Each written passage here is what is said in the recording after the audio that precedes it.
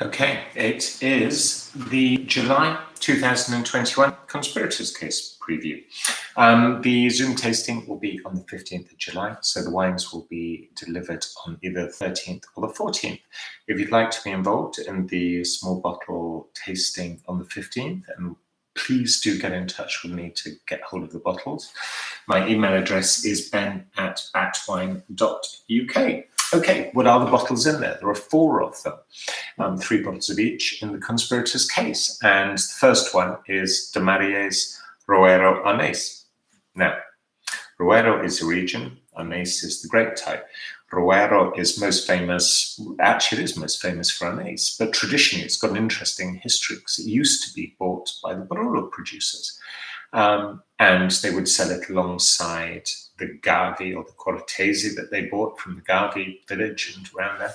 And they would sell it alongside their own Dolcetto, their own Barbera, their own Nebbiolo, Barolo, and Barbaresco. But now they changed the rules a little bit. So if you want to bottle a Roero Anés, it has to be bottled in the region of the Roero. So it does mean that the Barolo producers who put their name on the bottles tend to now, you'll just see it being called Anés or Langhe Anés. So they'll declassify it from the grape type attached to the place to a broader classification. So Roero is within the Langhe. The Langhe includes Barolo, Barbaresco, Roero, amongst other places. This is white grape. It's very aromatic, it's very fresh, and the de Marier family they've been doing this for a long, long time. They're extremely professional. The winery is so pragmatic, so sensible. You've got the winery downstairs, you've got a shop at the front, and they live upstairs. It's all flat. There's no messing about. They're extremely good at this. So with Anés, they do a number of different wines. They do a Meturo Classico, they do a Pet Nat, they do a full orange wine from it. This one is absolutely straight. It's organically farmed vineyards. They're aiming at being as sustainable as humanly possible. It's sustainable farming. And they're using wild yeast fermentation, they're using temperature control, using stainless steel tanks. So this is absolutely straight Anés. Lovely, fleshy, delicate white wine. What does it taste like? It's not as aromatic as a Sauvignon. It's not as tropical as, say, a Chardonnay. It's not... it's so many things. It's not so much what it's not, it's what it is. It's a light-bodied, dry white wine with a lovely sort of fleshy texture through the mid palate. It goes very well with elegant foods. So things like Dovesol would be beautiful with this. Lighter flavoured cheese dishes. I mean, it sort of goat's cheese, that sort of way. Lovely as an aperitivo. It's a super wine. I think one of the great varieties of Piemonte, and you know, I say it's in the top dozen of Italian white grape types. It's really interesting wine. Okay, the second one from Cantina Frentana. We love Cantina at Frentana. Relatively small cantina, and they're brilliant quality there. And they're just down the south near Chieti. They're headed up by Felice, who's he's not proprietore, he's the director. The winemaker's Gianni, and it's a really good team there. You know, they're all very, very tight at that cantina.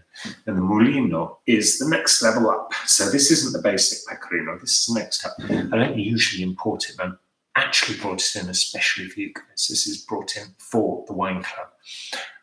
It has that lovely lift of slight tropical fruit and real crispness. So whereas the Anés is a little bit, if you like, more relaxed, a bit more fleshy, this is more direct. This tastes like a more modern style of wine. Very clean, very crisp, very good with things like Pacific Rim dishes, very good with salads. It's really, really lovely wine. It'll hang on for a year or two more if you want to, but I don't suspect for a second that it's going to be around for that length of time. Then we go into the red wines. We'll start with Emilio Bulfon. So we've done Bulfon's wines before, but we've never done the Forgery before because I haven't shipped it for more than a decade.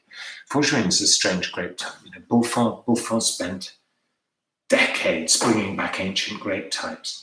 Cianori, Scialin, Piccoli Neri, Pecorossi. I mean, they're just ferment. There are so many. I think at last count, he makes about 14 different wines. It's absurd. Anyway, the Fourgerine is one that I don't usually fall for, but this vintage I did. It's absolutely spot on because it's got not particularly high levels of acidity, but just about right. And the fruit can become, because there's not so much acidity, the fruit can become a little unbalanced. But this one is absolutely supreme. And Lorenzo, who's taken over from his dad, or he is taking over from his dad, points out this is a wine that will age really, really nicely. And it has come on really, really well. Delicious wine.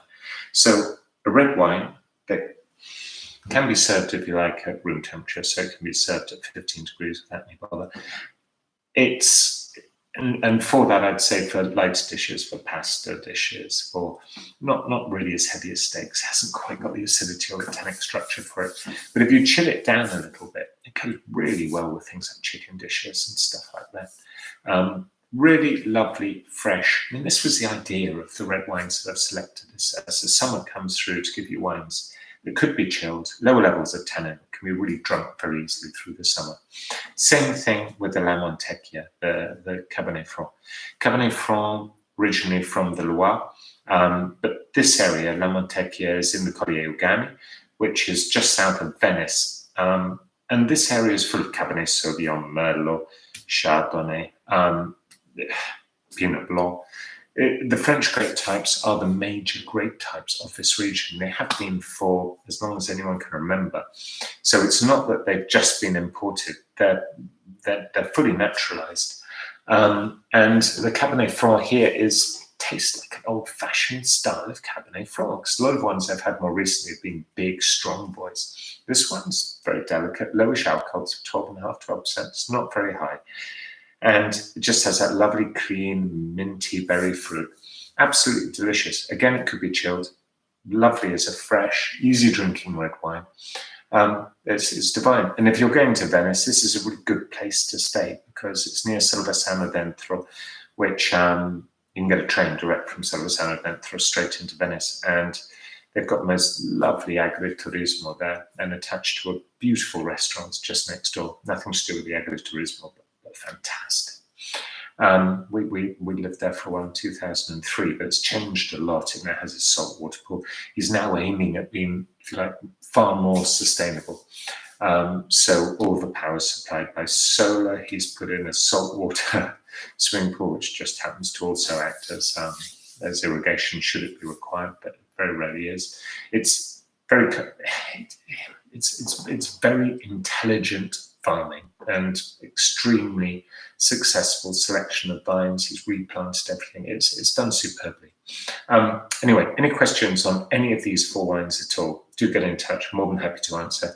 If you want to get involved with the tasting, again, get in touch. We'll have the tasting. We'll have a few of them left over that will be posted onto the website as well. Okay, so if you want to go to bat.wine, that is where you will find the tasting boxes. Or just get in touch if you have any trouble with either me, Ben, or Emma at batwine.uk. Thank you very much. Bye.